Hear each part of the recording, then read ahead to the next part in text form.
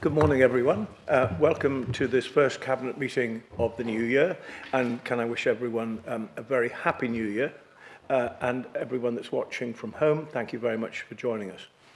We begin in our normal way with apologies for absence, and I think we have one, which is Councillor Mark Mather, who can't be here today. Are there any other, Karen? Do you know? No. Thank you very much. The next one is the minutes of the meeting that we held on the 9th of December, which are there for members to study, and I think they already have, and I would like to sign those as a true record at the end of this meeting, if you are all in favour of that. Proposed by Councillor Wearmouth, seconded by Councillor Chicken. Are you all in favour? Yep, that's good. Thank you very much indeed. The disclosure of members' interest we know about, and there are none that I'm aware of, but I know that you will have dealt with those in advance.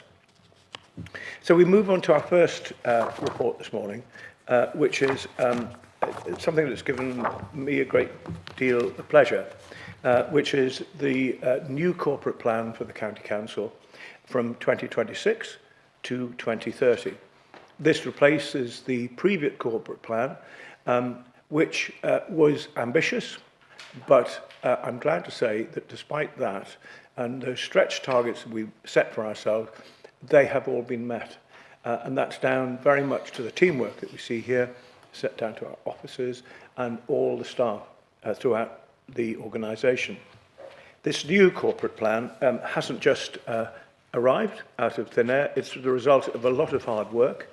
There have been a number of community meetings. I've been to, I think, 3 or 4 across the county. Others have taken place. I'm very grateful to the group leaders who have been involved in the creation of this corporate plan, and particularly to residents who have provided almost 2,000 replies to the consultation, and that's an incredible figure, and for one I'm really grateful. So a very significant amount of consultation has taken place, and I want to thank particularly Jill Davidson, who's with us today, who has given her all in producing this document. It is not just the result of an awful lot of consultation, it's the result of a significant amount of thought about what is achievable, what do we want the Council to achieve and to deliver over this coming period, and how might we be able to do that. It focuses very much on engagement and consultation and listening to local communities. We'll do that through our community partnerships, we'll do that through our regular meetings that we have with parish and town councils. And that will help us to continue to improve the good relations that we have with the various communities right across the county. We will deliver on the 3 priorities, which remain the same, which is to deliver value for money, and that is something that's uniquely deliverable, I think, in Northumberland, given the amount of services that we provide here that people really do appreciate, and that is around a brilliant leisure offer. It's around the building of new schools and the delivery of really good education, and clean streets and well looked after public places, and above all, an environment in which our local people live and enjoy, touch and feel, and really appreciate being part of this wonderful county of ours.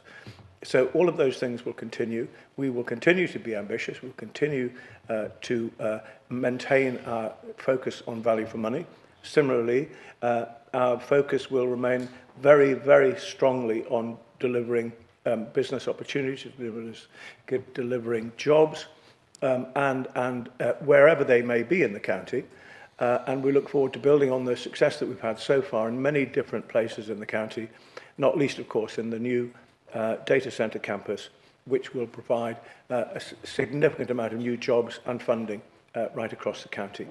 And finally, tackling inequalities is something that we can't do on our own. Some say this is not your responsibility, this should be the responsibility of government. I disagree with that. I think we can do and will do and have done and will continue to play our part in making Northumberland a fairer, more equal place so that we will help people who need our help the most.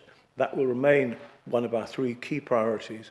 So all blended together, that produces this corporate plan, for which I'm very grateful to our officers for helping us to produce, grateful to the Cabinet for all the input they've had, to the group leaders, and as I say, above all, to Parish and Town Council, and to all of those almost 2,000 responses that we've had to the public consultation. So with that, I present this new corporate plan, and I would like to propose the recommendations that are in the paper. Do I have a seconder, please? Yes, thank you very much. Seconded by Councillor Horncastle. Any comments or thoughts on this? I think, Nick, you were going to say something, I think. Sorry, that's slipped my mind. Give me a couple of minutes now. Yes, I thought you were going to say something about how you felt that the value for money element was really strong. Sorry, yes, no, we did discuss that. Yeah, no, absolutely. I mean, I think there's a very keen focus, and we'll come on to that in at least one of the later reports. But the BEST programme and which forms a major part of the sort of value for money efforts is we'll discuss a little bit more.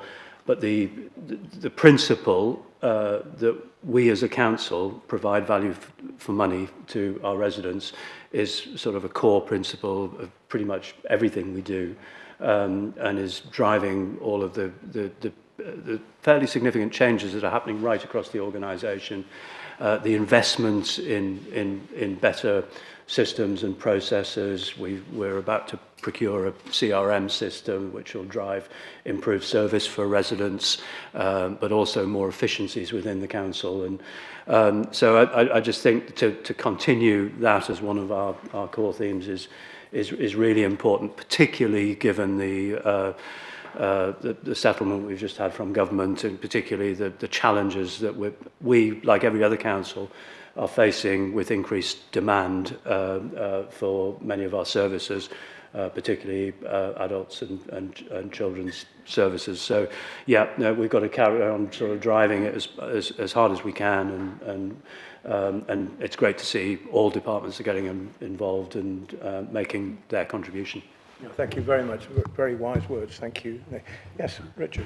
Yes, Leader, thank you very much. First of all, it's a great document. It's had a huge amount of engagement through the consultation process. We've reached out to all parties across the council and independent councillors as well as we've gone through this. It's a continuation of a lot of things and themes that we've been progressing over the course of a number of years, but with a refresh and a twist to it, reflecting the current circumstances, reflecting that we now have the Northumberland line up and running on it and nearly complete, but looking to what we might do in the years to come, looking at what we'll do as well with some of the funds that come about as part of the Blackstone QTS deal, a massive deal that was brought about in this county, and it'll be a good complement in due course to the economic plan, which is evolving, and the local plan, which will be the two of the documents that will define in particular how the council performs and engages and develops the county. And it's a really good read, and it's not often you would say that of a corporate plan. It's well worth digging out of the website and taking a look to anyone who's even slightly interested, and even those that aren't. Yeah, good. We did actually, Jill, take great care to on the layout and on the language, so it wasn't too local government-y. And as Richard says, it is well worth reading. So please have a look at it online, and I hope you like it because it does reflect very much on what people want us to continue to do and to do more of.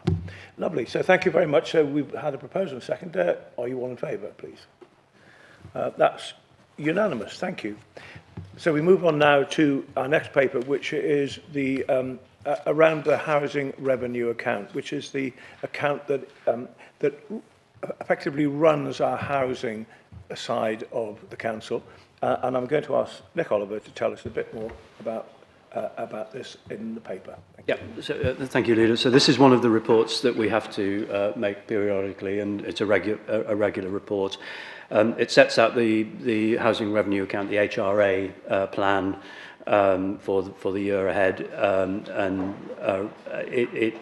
so I'm just going to pick out a few key points. One key point is that the balance we're expecting to fall slightly, which is not unusual, and that's because we're building more homes and we're maintaining the homes that we've got, and with lots of efforts to improve insulation and make them even better than they are. There will be some rent increases. I think every authority probably will be applying the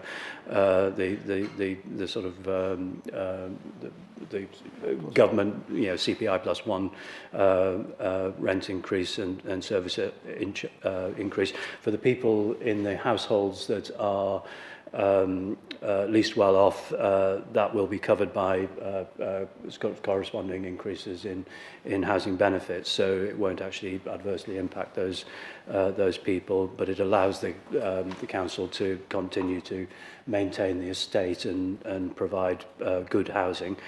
There are a lot of pressures on delivering these services, not least in the post-COVID world. We've seen increases in costs. Materials costs have risen. There have been higher pay awards, and so the cost of keeping the estate well looked after has risen, and that is a pressure. There are some non-recurrent pressures as well. We have new legislation that we have to comply with. AWAB's law is one of the examples, and that's perfectly understandable, and it's something that we embrace. And the plan, this plan sets out our plan for maintenance, and there's a lot of detail in there about what we'll be doing.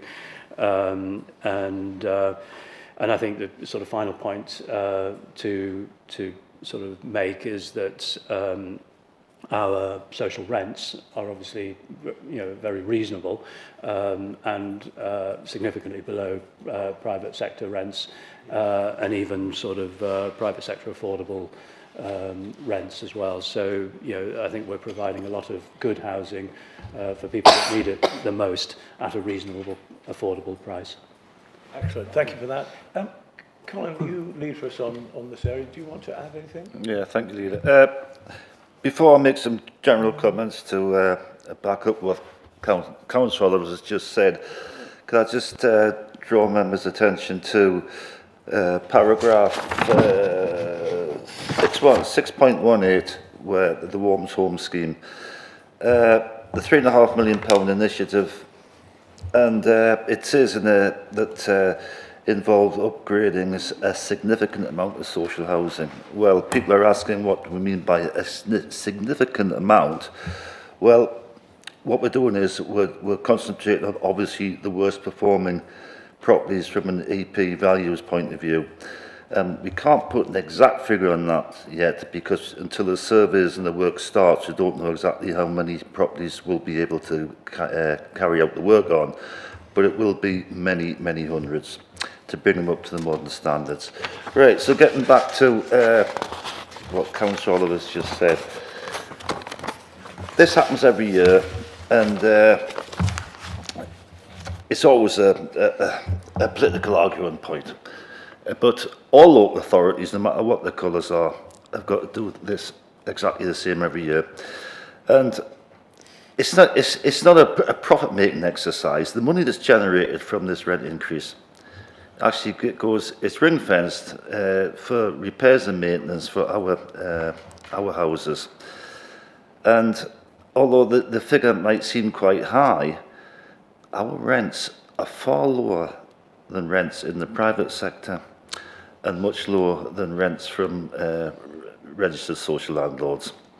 So really, really good value for money, which is why so many people want to be our tenants. And also reinforce the fact that only a quarter of our tenants pay the full amount themselves, 3/4 don't, 3/4 of them are on some form of benefits or universal credit, so that money's picked up, that rent increase is picked up from elsewhere. And for the quarter that do pay the full amount, we've historically, the last few years, have had a hardship fund, and our officers are always there to help. So it's something we need, because in this modern day and age, with the housing regulator overseeing everything we do and what other local authorities do, we've got to keep our properties up to the highest possible standard, and without this, we couldn't do it. Thank you very much for that. Are there any questions or points, queries? If not, would you like to propose these recommendations? Thank you. Proposed and seconded by Councillor Kitchen. Are you all in favour of these recommendations? That's unanimous. Thank you very much. So now we move on to the notification of the estimated collection fund balances of 25-26, council tax and business rates. On the face of it, that looks slightly dull, but I know it won't be, because here's Councillor Ovid to tell us why it's not. It's a standard report. I wouldn't say it's dull, but it's a standard report that has to come every year. So every year, at the beginning of each year, we set a budget and we estimate what our council tax collection and our business rates collection will be across the year. And obviously, during that year, things change. So new houses get built, businesses come and go, etc. So at the end of the year, there's a balance that goes into what's called the collection fund, and that's an amount of money that you've raised in excess of what you set out to forecast with the forecast. And then this report is a sort of an obligation that we have to report every year on how much that money was and what we're doing with it. So in this case, we have a surplus on business rates of 5.8 million. Half of that goes to the government, who desperately need it, and then the other half goes to us, who also desperately need it. And so that's 2.9 million roughly that comes to into the council, and that forms part of the end of year outturn in our final accounts at year end. And then obviously the council tax amount is much more modest, and that is around just over 400k, and 35,000 of that goes to the police authority, and that's proportionate to the police precept, and then the rest goes to the council, and again forms part of the end of year balance. So we're obligated to report on it, and that's what we're doing here. And this is sort of a report for. There are a number of recommendations that we basically agree that those are the figures, and that's where the money's going. No, that's excellent. Thank you. So well done to everyone that's involved in this area of work. Thank you for being so efficient in the collection of business rates and council tax. We have done extremely well again. Our figures are very good. One thing I think I'm right in saying is that the amount that our Police and Crime Commissioner might take from us this year is less than last year. Nevertheless, it's still a decent amount of money. So we hope very much that the Police and Crime Commissioner will spend that in Northumberland, and wisely. Richard Wearmouth. Yes, Leader, you're correct. We returned a significant amount of money additional to what the Police and Crime Commissioner expected last year. She's up 35,000, I think, if I'm understanding this paper rightly, this year. I know that we did undertake to write to the Police and Crime Commissioner and ask her if she would like to spend that money in Northumberland. I'm not too sure if we got a response or not.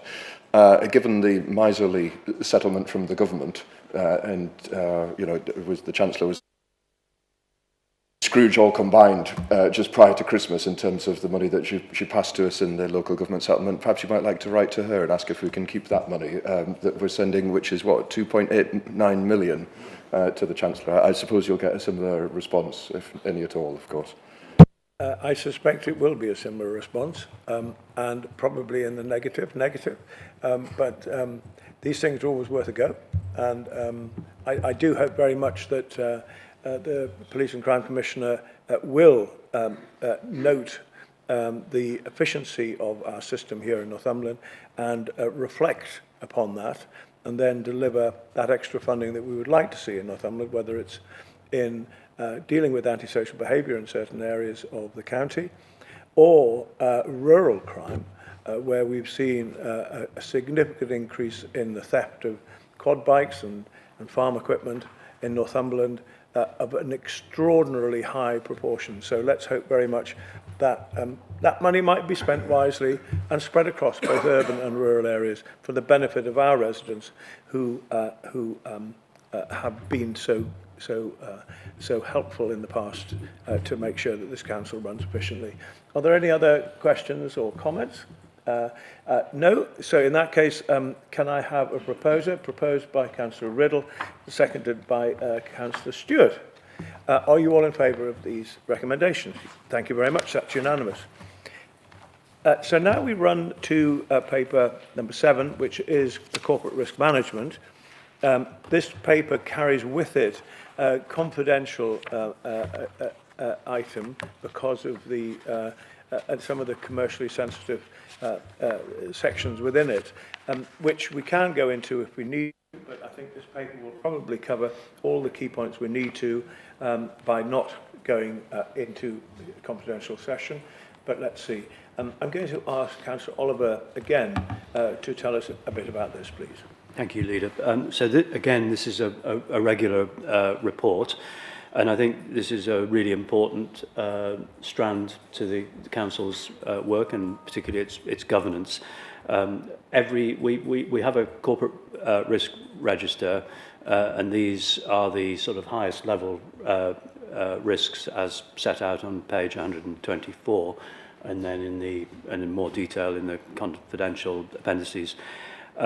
Each of those risks is allocated to an exec director and also to a cabinet member. So there's a sort of joint responsibility to oversee the management and ideally the improvement of or the mitigation of those risks. And they're all sort of fairly significant things. There's a scoring mechanism that basically looks at the sort of combination of the likelihood of the risk occurring or something related to the risk occurring, and then the consequential impact of that as well. And then from that, it's sort of distilled into a traffic light mechanism. And effectively, you end up with a sort of red, green, amber a sort of rating for each risk. And obviously, we are trying to, over time, work every risk to green. That will probably never be possible because some of these things are largely outside of our control. And that said, where they are outside of our control, what we have to be is resilient enough to deal with potential things happening that are outside of our control. So we can't actually stop the risk happening, but we can mitigate its effects. So I'm just going to sort of pick a couple of examples that are allocated to me as a cabinet member, just by way of sort of illustration. I think the first one is financial sustainability. And as we've already discussed, every year we get a settlement from government. We don't know what that settlement is going to be. This year it's not great, and that presents a degree of risk. We mitigate that risk by having some very robust budgeting procedures. We mitigate that risk by doing all of the things we do to drive efficiency, and ultimately we may need to mitigate that risk by not doing some of the things that we currently do. But that's just an example of how that works, and there are a lot of different people involved in managing that risk. Another example, which is sort of related to that, is the BEST program, which is a very ambitious program that is driving two things. It's driving better service to residents, and it's also driving improved efficiency and reduced costs. And we've got some pretty ambitious targets. There are always risks that you set the targets at the beginning that you might not meet those targets. I'm happy to say the process that we've been following, I think those targets were actually increased after a period of time, about 18 months, I think. and we're ultimately on track, slippage on some, but we're ultimately on track to drive some significant improvements. So, but again, all of these 10 risks are monitored regularly, reported on regularly. If we agree the recommendations today, then and then the next stage is that will then go to the audit committee, which is a sort of cross-party committee who will also take a look at these risks and raise any issues that they may have. So it's a robust process. In my time as a councillor, it has improved immeasurably. And I'm confident that we have the sort of the mechanisms in place to deal with whatever the world throws at us. No, quite right too. Thank you for that. Any questions or queries? I think it's worth noting, as you have done, around some of the key risks. I mean, all businesses, whether in the private sector or in local government, need to understand the risks, how they may be increasing or decreasing, and what any company or local government organisation needs to do to deal with those risks as they either increase or decrease. So it's a very important part of running this council. I think some of the key risks are, as you say, largely out of our control. So, for example, the cybersecurity risk, we have noted it. We've done all the necessary work that we have on it. We note that it's a significant risk. And we also know that many councils and private companies and huge private companies have been attacked and basically brought down and then have been in a difficult financial position because of that. So we have taken every risk amelioration that we can on issues like cybersecurity. Despite that, though, as you say, it's not entirely within our control. And the point about the financial sustainability is also very important. The fact that we have a very sound financial situation is, frankly, no thanks to the settlement that we get every year. This year, I believe we are significantly short. If we look at a balance sheet, we know what we've got to spend more this year. We know what we've had in from government. And we are short of money this year again. So that means either we ask government to give us the correct funding, which sadly we're not going to get this year because of the change in which the government has allocated money. So we see metropolitan councils and some of the London councils getting significantly more money, and even some county councils, so Durham, for example, get a much better settlement than we do. But we are faced with this problem of the old balance sheet, how much is coming in and how much has got to go out. So we either have to ask them to give us the amount we need, or we have to cut our cloth. And that means savings, and that means savings in the things that we do and how we deliver them. So that is a huge risk, but I'm really grateful to everybody involved, and you, and the staff, for making sure that we maintain a sound financial base.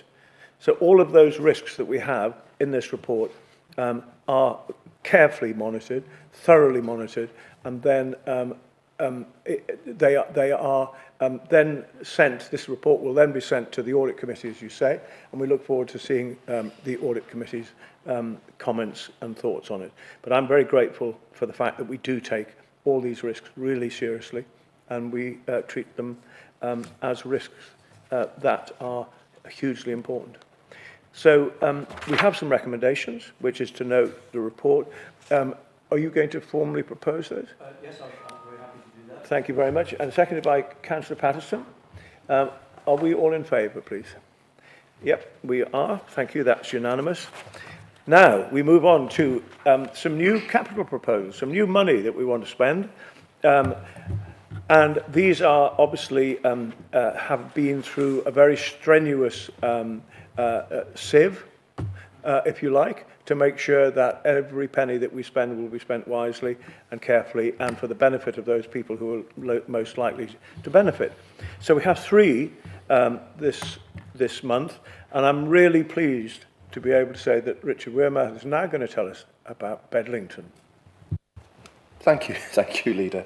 So yes, you say that we've got money to be spent. This is money that we've been waiting to spend for a considerable period of time. It's been very frustrating, the pace that we've encountered with the regeneration in Bedlington Town Centre. It's not for the want of trying.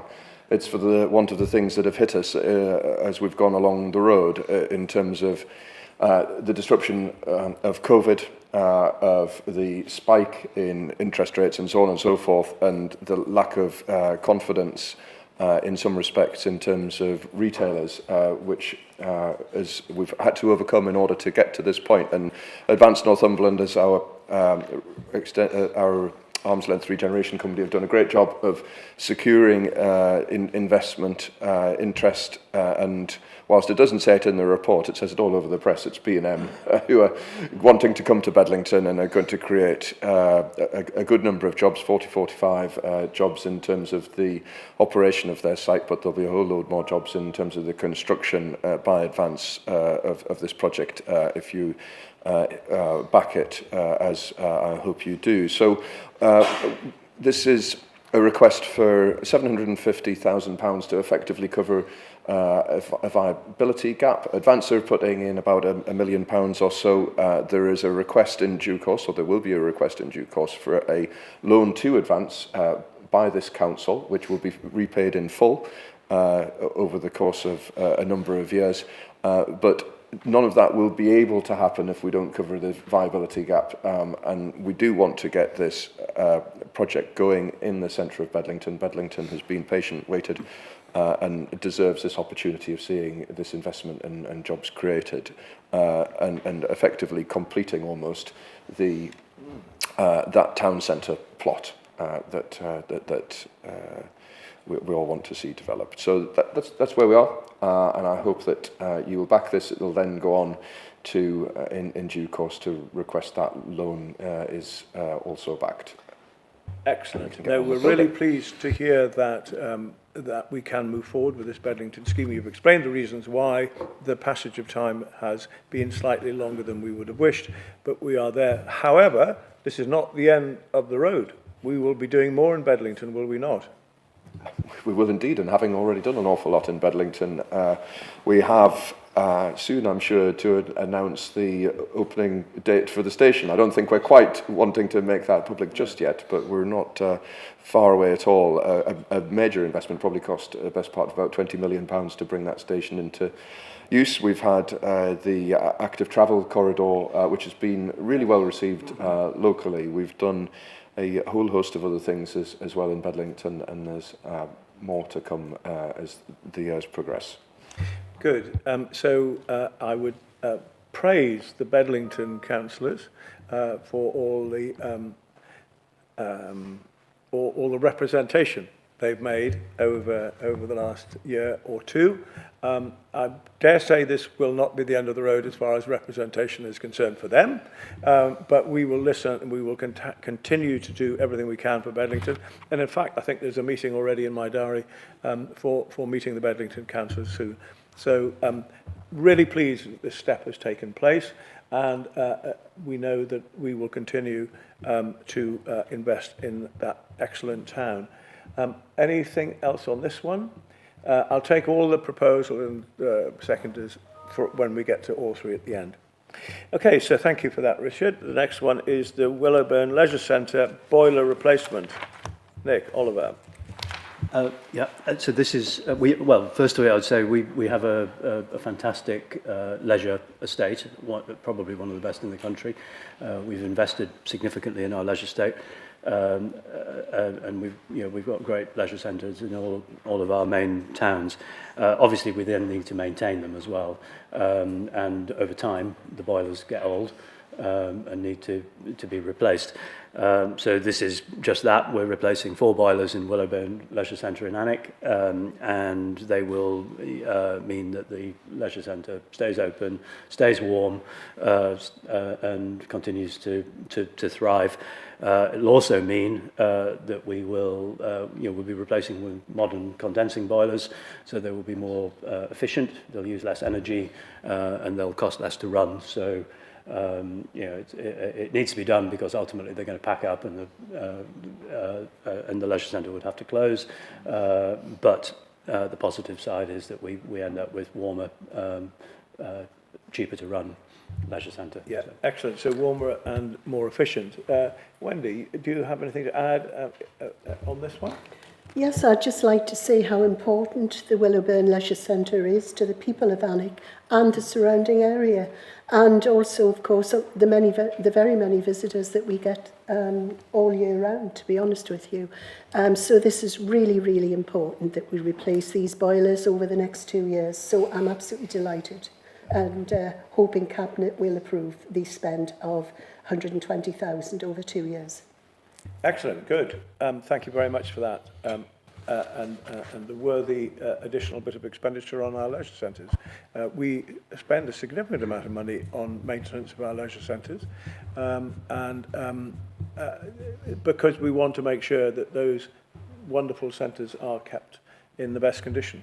And we will continue to do that because it is pointless having excellent facilities that people enjoy if we don't keep them right. So we do have a significant amount of money in our capital programme going forward for continuing to replace boilers or roof tiles or walls or anything else that we might need. Anything you want to add on this, Councillor Horncastle? Anything from you? Anything from you on this one? No. Okay. Then we move to the final one, which is the main hall acoustic panel installation works at Lindisfarne Centre. Anyone that has been to Lindisfarne Centre will know what a great building it is. It carries out a huge amount of functions, but one of the problems is that it's sometimes quite difficult to hear presentations and difficult to carry your voice across the hall when that's needed. So this is a modest amount of money, £30,000, of which something like 12% of that is in contingency, which hopefully we won't need, to ensure that speakers that come don't have to worry about having to shout or raise their voice or be in any difficulty about being heard. It is the right thing to do for this excellent centre, and I hope you agree. Are there any questions about this one? No. Okay, so we'll pull all those three together. We have those three proposals. Are they proposed by Councillor Chicken? They are. And seconded by Councillor Stewart. Are you all in favour, please? Lovely. That's unanimous. Thank you. Then we come, I think, to our final paper today, which is the setting of the dedicated schools grant for 26-27. I'm going to ask, and not 100% Councillor Renner Thompson to tell us about this. He's also had this infection that so many of us have had, where we lose our voice, which some people think is a good thing. He hasn't quite lost his voice, but he's not far away. Guy. Thank you, Leader. So we have this paper every year, and it's the budget setting for our maintained schools. The government tells us how much money you are going to get, and we then go to the schools and tell them what they're going to get per pupil and per school. So, as per usual, we make these recommendations in line with recommendations from the Schools Forum. The Schools Forum is a very important committee that we sort of take advice from, made up of head teachers and school leaders from across the county. I sit on it, Councillor Wearmouth sits on it, and they ask us questions about council funding and whatnot. So there are three recommendations of the report. Approve the proposals for the continuing implementation of the national funding formula for 25-26 in line with the recommendation of Schools Forum meeting on the 12th of November. Agree the transfer of 0.5% funding from the schools blocks to the high needs block in line with the recommendation of Schools Forum meeting on the 12th of November.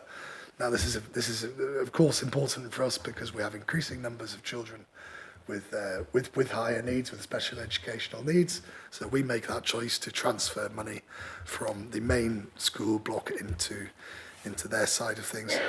Now the final decisions won't be made until we get the figures from government. I believe we have those figures now, but the team is still working through them, and we'll get those final figures at a later date. But the final recommendation is to approve the delegation of the final values and transfer from the schools block to the high needs block to the executive director of children and young people and myself as the cabinet member. So once we get those final figures, we will of course let you know what they are, but this gives us the authority to crack on and get on with it. Thank you very much for explaining that so well. Thank you. Are there any questions or queries that anyone wants to raise? Would you formally propose these recommendations? And they're seconded by Councillor Horncastle. Are you all in favour? That's lovely. Thank you very much indeed. Actually, that takes us to the end of this meeting. We do have a confidential item that we need to talk about, which is around some commercial decisions we need to make. May I have the necessary recommendation that puts us into private session? Proposed and seconded, all agreed we move into private session? Thank you very much. So therefore I will have to ask that we stop recording this now, but thank everyone that's joined us today and look forward to seeing you again